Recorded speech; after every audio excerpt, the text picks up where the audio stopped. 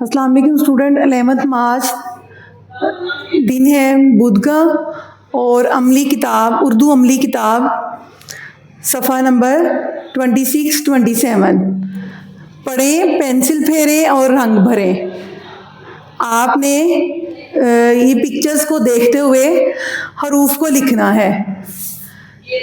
आप ये देखें किसकी तस्वीर है, तोता और ज़रूफ।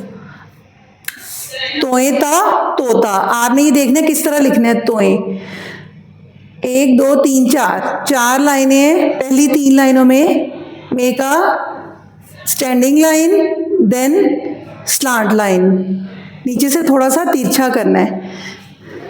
देन मेक अ आई, इसको आंख की तरह ऐसे बनाना है, इससे मिलाना है। ओके, तो ये क्या बन गया है, तोए। तोए ता तोता, और इधर आएगा जोए। इसको भी इस तरह ही लिखना है।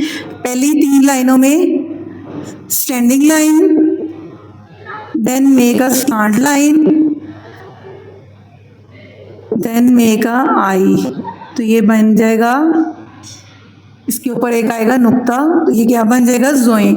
जोएजा ज़रूफ, तोता तोता। आपने ये पूरे फर्स्ट पार्ट को आपने क्लास वर्क में करना है और सेकंड पार्ट को आपने होमवर्क में करना है। बिल्कुल प्यारा सा लिखना है और इन पिक्चर्स में आपने कलर भी करना है। ओके, अल्लाह हाफिज़।